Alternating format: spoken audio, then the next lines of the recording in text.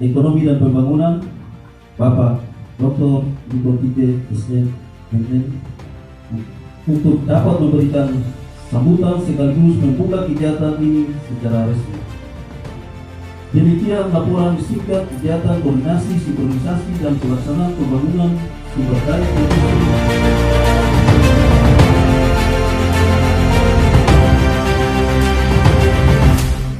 Shalom. Assalamualaikum warahmatullahi wabarakatuh.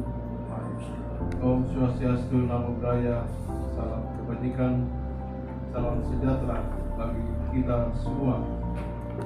Dengan memanjatkan puji dan syukur kehadirat Tuhan Yang Maha Kuasa, rapat koordinasi sinkronisasi hari ini dapat dilaksanakan dengan baik.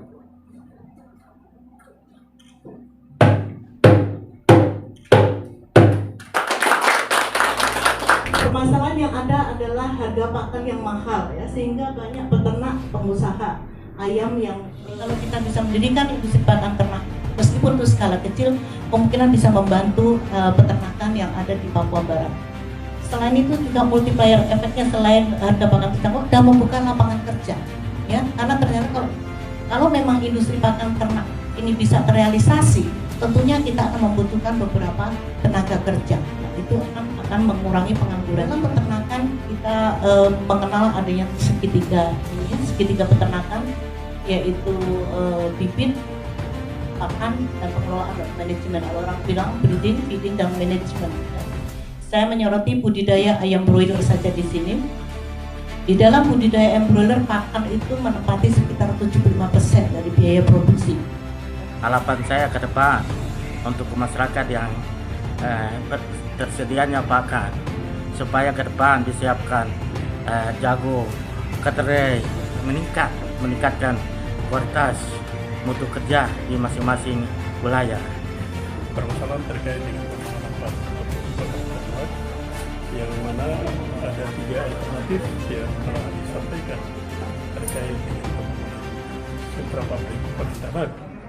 Yang pertama itu apakah bahan baku sepenuhnya kita dari wilayah Papua Barat, atau yang kedua bahan baku yang datangkan dari luar Papua Barat, dan ketiga bahan baku apakah sebagian dari wilayah Papua Barat atau dan sebagian dari wilayah luar ya.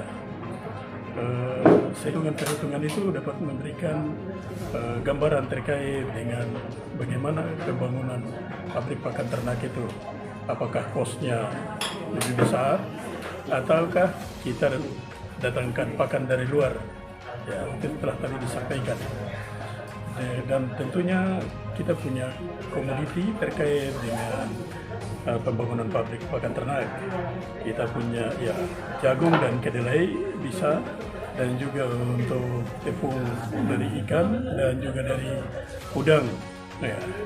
Untuk daerah-daerah di Bintuni katakanlah itu untuk ketersediaan udang dan juga ikan itu di beberapa kabupaten kota ya bisa mensuplai itu terkait dengan bahan baku. Dengan demikian bahwa kita dari dinas dan juga bersama-sama dengan mitra kita dari Universitas Papua akan menyurat ke kementerian sehingga kita dapat dibantu dengan peralatan pembangunan sentra pabrik tadi ya, sehingga betul-betul bahwa kita bisa memberikan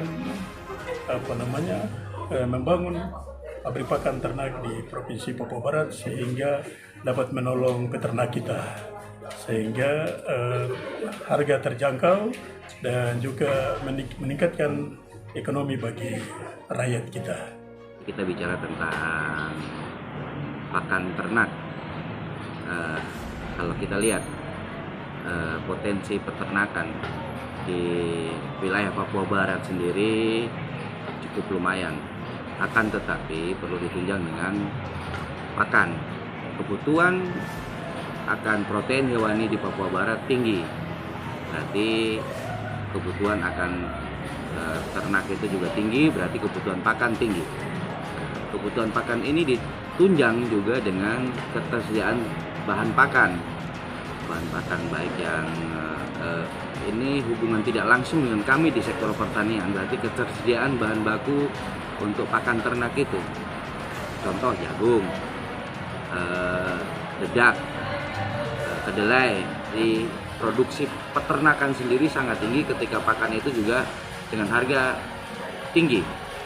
Nah, ketika ketersediaan pakan itu sudah ada dibuat secara lokal, otomatis akan menekan harga produksi dari peternakan sendiri. Kalau sudah menekan harga produksi, berarti harga ternak itu, harga daging itu dia akan, atau harga telur dia akan juga dapat dijangkau oleh semua masyarakat. Dari kita sisi pemerintah adalah mendorong tersedianya pabrik pakan ternak. Ini bisa juga dengan sistem sentra, seperti kayak Bintuni, ada tepung, ada limbah udang. Di sana kita siapkan pabrik kecil, yaitu pabrik tepung udang. Nanti di daerah penghasil jagung ada penggilingan jagung. Ketika masuk ke pabrik intinya, dia hanya memixing, mencampur itu menjadi pelet atau menjadi pakan ternak, sehingga ketersediaan bahan baku itu dia kontinu dan lebih murah, lebih efisien, karena tidak butuh makan tempat, tidak butuh makan transportasi yang terlalu jauh. Kalau pakan sumber bahan baku pakan kita masih impor, taruhlah dari luar Papua Barat yang jauh, berarti kan ada kena biaya transport dan lain-lain, pasti harga pakan pun tidak akan bisa turun. Tapi kalau kita menggunakan semua yang lokal yang ada di Papua Barat, berarti kita dapat menekan harga. Tingkatkan produksinya kah? Atau kedelai berapa sih kita punya lahan kedelai, berapa kepanennya? Berarti kita akan sampai ke masalah kualitas panen dari kedelai itu untuk jadi pakan ternak. Jadi jangan lupa, kedelai juga bukan hanya untuk pakan ternak, pakan orang juga, jadi tahu, jadi tempe. Berapa sih sisanya yang dipergunakan untuk pakan ternak? Atau kita mau fokus? Atau kalau pabriknya agak bonafit, kita mau bonafit, ada petani plasma yang menyediakan bahan baku ke dalam pabrik itu. Saya pikir itu. Jadi kita perlu sekali untuk mendorong kesegeraan bahwa tersedianya pabrik pengolahan pakan ternak di wilayah tengah-tengah Papua Barat lah, mungkin di Manokwari atau di Manowari Selatan yang paling tengah-tengah. Jadi paling tidak bisa memenuhi kebutuhan dari pakan ternak yang ada di wilayah Papua Barat.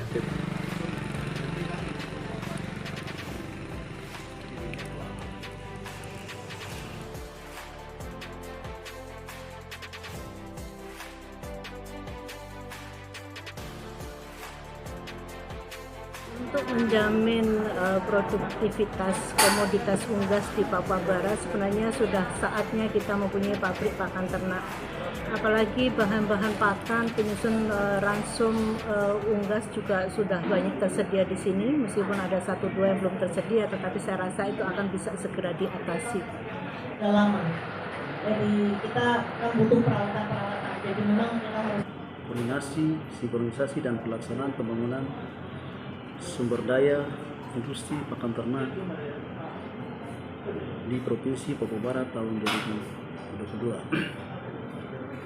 Apa yang kami perjuangkan untuk bisa memajukan industri, khususnya industri pakan ternak di Provinsi Papua Barat, perlu ada dukungan baik dari instansi terkait maupun akademisi.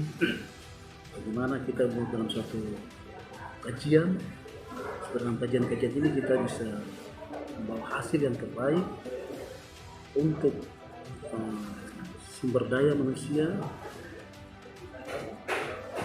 Dalam hal ini kita punya pelaku-pelaku usaha industri, baik itu industri peternakan maupun pertanian. itu yang pasti, karena kan kadang naik turun juga harga pakan. Enggak, di sumber pakan itu ada alternatif pengganti kayak tadi kedelai 70 miliar nilai investasi. Nah, tapi harus berpikir sampai di situ.